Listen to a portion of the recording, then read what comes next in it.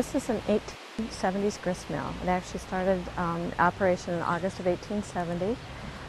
It ground grain for farmers, and the Historical Society obtained this mill in 1975 as a donation from Oliver Greenlee.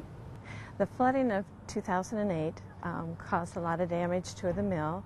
The water levels were up to 17 feet in height.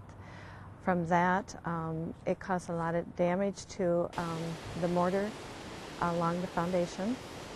So we're going to have to re-tuck point on the north side of the mill and the east side of the mill, as well as on the interior foundation. That also has to be re-tuck pointed because of the mortar being washed away.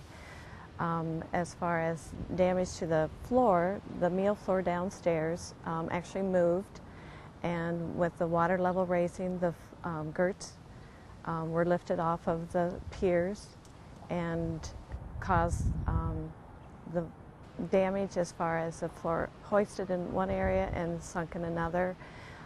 We lost girts also. They were just moved completely off the piers. We also have an outside retaining wall that, because of the water, has undermined the bottom of it and has caused that to tip. So that also is going to have to be repaired. The additional damage from the 2008 flood also involves the 8 arches that are downstairs in the lower level.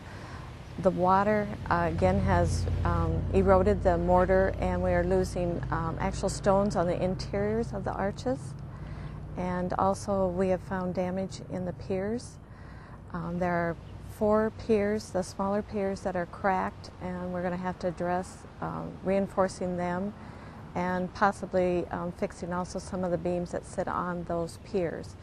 The hazard mitigation that we're going to perform on the meal floor is to tie the girts together. Somewhere along the way we've lost the support between the girts. So we're going to connect those with iron plates and then also tie them to some brackets.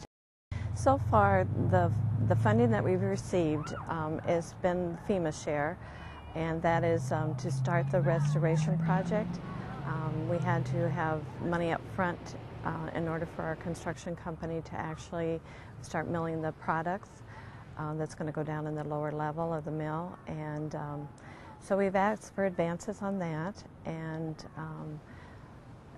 we haven't received any state funding at this point, but they will be providing 10% of the total cost for the project.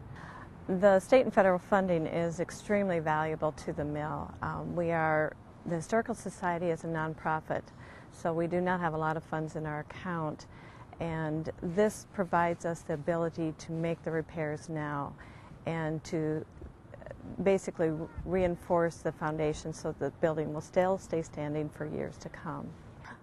Our experience with the state and federal, FEMA in particular, has been really great. They've been very knowledgeable, very helpful, and they've been a joy to work with. Cannot complain at all. They've been there every time we've called and been very efficient in their answering our questions and getting us the assistance that we need.